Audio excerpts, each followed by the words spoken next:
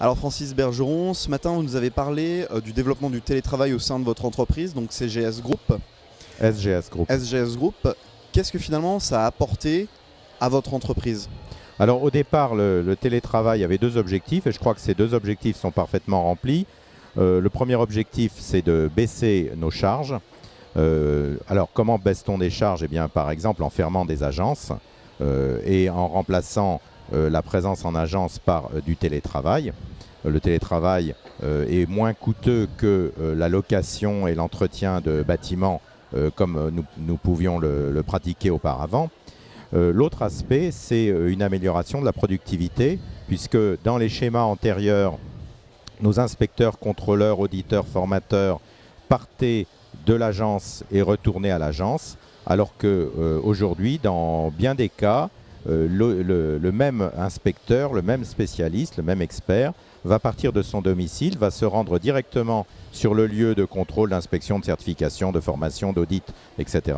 et va rentrer ensuite, à l'issue de sa tournée ou à l'issue de son travail chez ce client ou sur ce site, va rentrer directement chez lui. Donc les temps d'aller domicile, premier lieu de travail et dernier lieu de travail, domicile, sont des temps de trajet et non pas des temps de travail effectifs, alors que dans le schéma précédent, le collaborateur se rendait d'abord à l'agence, venait récupérer du matériel, venait éventuellement récupérer une voiture société, et dès qu'il avait mis les pieds dans l'agence, nous étions dans la période de temps de travail effectif. Alors dans un contexte de réduction du temps de travail, de contingentement du temps de travail, si nous avions continué à pratiquer de cette manière, le tout étant centré autour de l'agence physique, nous aurions eu un effondrement de productivité incroyable avec les lois Aubry. Alors, ce que vous avez aussi constaté, c'est que finalement le télétravail s'est mis en place naturellement. Il existait déjà. Complètement. Le temps de travail chez nous s'est mis en place progressivement dès que les nouvelles technologies de l'information sont apparues. Le téléphone portable d'abord, puis évidemment Internet et la généralisation des ordinateurs portables. Avec ces outils-là, les chefs d'agence, les chefs de service, les directeurs de filiales ont développé des pratiques qui leur paraissaient plus performantes, plus efficaces vis-à-vis du client et plus réactives vis-à-vis du client et aussi plus économiques. Et à partir de 98-99, nous avons commencé à prendre conscience de l'impact de ces nouvelles pratiques, de ces nouvelles technologies sur les nouvelles pratiques et de ces nouvelles pratiques dans leur généralisation. Et nous avons commencé à avoir une réflexion plus systématique. Mais au départ, c'est vrai, tout est né de pratiques localisées, individuelles, d'initiatives du management. Alors, dernière question. Avec le télétravail, vous avez résolu quelque part le problème du présentéisme, mais est-ce que vous n'avez pas constaté un excès inverse parfois, où finalement le travail peut envahir la vie personnelle des salariés et que la frontière ne soit plus vraiment étanche? Ne nous berçons pas d'illusions, ne faisons pas illusion. La vie personnelle et professionnelle s'interpénètrent complètement.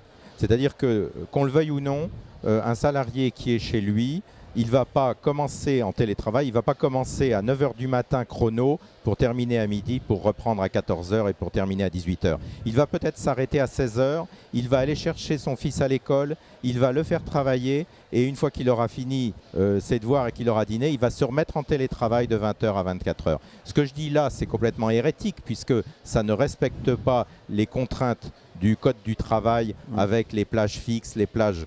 Mais c'est ça que cherchent les gens dans le télétravail, c'est d'être libérés par rapport à des contraintes physiques évidemment de déplacement, mais aussi par rapport à des contraintes d'horaire, de pouvoir concilier leur vie personnelle, aller chercher mon fils à la crèche, faire travailler mon fils et reprendre le travail après le dîner. Concilier ça, c'est aussi une liberté pour les gens. Mais il faut aussi accepter l'inverse, c'est-à-dire, et ça c'est aussi une pratique que nous avons, d'accepter l'interpénétration de la vie professionnelle et de la vie personnelle dans l'enceinte de l'entreprise. C'est-à-dire que nous avons une certaine tolérance pour que des salariés qui ne sont pas en télétravail puissent éventuellement passer des coups de fil personnels, puissent éventuellement se commander un billet d'avion ou un billet de train pendant leur temps de travail, enfin plutôt pendant leur présence dans l'entreprise.